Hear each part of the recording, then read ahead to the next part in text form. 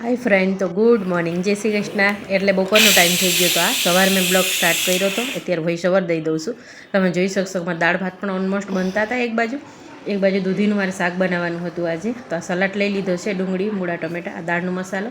બાકી રનિંગ જે આપણે યુઝ કરતા હશે એ જ મસાલો છે. ધાણા જીરું, હળદર, નમક, આ લસણની ચટણી છે, આ લીલી હળદર છે, આંબા હળદર જે આવે ને એમાં લીંબુ નાખી દેવાનું. અડધો આપણે જમવા બેસીને ત્યારે દાળ પણ વફરાઈ ગયા હતા.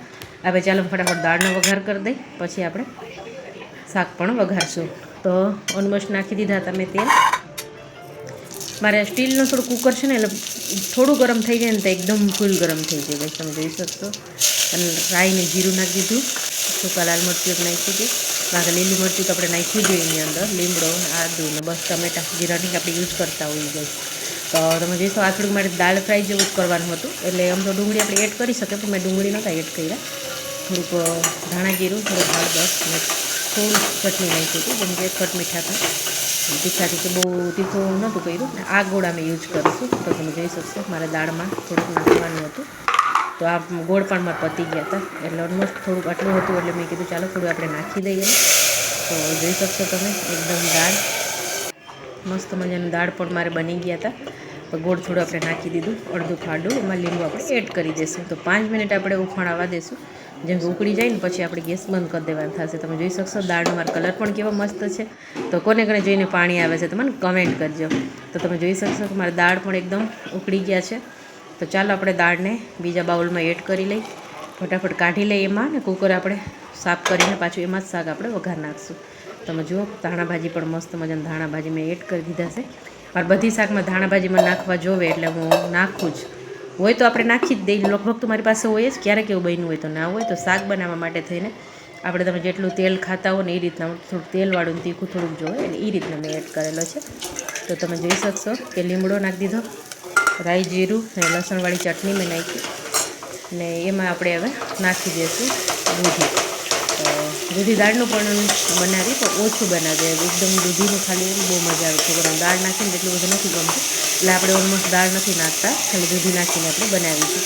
તો એને નમક નાખીને 5 મિનિટ રાખી દઈ, પછી આપણે મસાલો બધું એડ કરશું.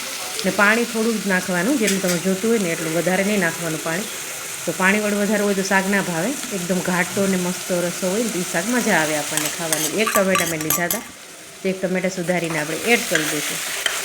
તમારો વિડીયો તમે વિડીયો જોઈને જાઓ ને એને પહેલાં લાઇક કરજો, કોમેન્ટ કરજો, મસ્ત મજાને સબસ્ક્રાઈબ કરવાનું ભૂલતા નહીં. ને હું વિડીયો બનાવું છું તો મિની બ્લોગ તો મારે એકદમ પરફેક્ટ થાય છે. કોઈ પણ મિસ્ટેક રહી જતું હોય તો મને કોમેન્ટ કરજો તમે લોકો, એટલે મને પણ ખ્યાલ આવે કે મારા વિડીયોમાં શું પ્રોબ્લેમ છે, એમ કે વિડીયો પરફેક્ટ થાય છે કે શું વાંધો છે વિડીયોમાં. તો એ રીતના મને ખ્યાલ પણ આવે. તો બધી મસાલો મેં લઈ લીધા હતા, તમે જોઈ શકશો. મેં એડ કર્યા, આમાં કોઈ આપણે બહારનો ગરમ મસાલો કોઈ પણ વસ્તુ એડ નથી કરતા. ઘરની વસ્તુ જે હોય છે એ જ આપણે એડ કરીશું.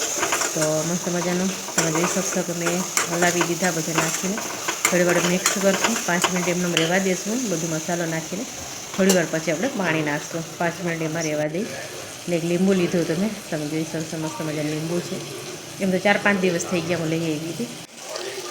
તમને દેખાડે જો જાદુ કરું, પણ અડધું લીંબુ મેં અમે એડ કરી દીધા છે. તમને આખું લીંબુ બહુ ખાટું ખાતા હોય છે તો એ લોકો નાખી શકશો. મેં તો અડધું જ એડ કર્યું હતું, પણ બહુ સરસ ટેસ્ટી શાક બન્યો હતો. તો ચાલો એક બાજુ શાક થાય છે, આમાં સલાડમાં મેં બધી મસાલો એડ કરી દીધા હતા. આમાં મૂળા નાખ્યા હતા, 2 મૂળા ને 2 ટમેટા ને 2 ડુંગળી નાખ્યા હતા. તો આમાં બધું બસ ધાણા ભાજી ને ધાણા જીરું ને ચટણી ને થોડીક લીંબુ ને થોડુંક ખાંડ ને થોડુંક નમક નાખશું આપણે, એટલે ખટ મીઠા મજા આવશે આપણને ખાવા માટે થઈને. ને લીલું હળદર તો ઓલમોસ્ટ સુધાર્યા જ છે મેં. અત્યારે આપણે આવતું હોય એટલે ખાઈ લેવાનું હળદર ને એવું. તો લોટ બાંધવા પણ રોટલી બનાવવાનો હતો, તો ફટાફટ ચાલો લોટ બંધાઈ ગયો મારો. તમે જોઈ શકશો એક બાજુ શાક થાય, એક બાજુ મારો લોટ પણ બંધાઈ ગયો છે.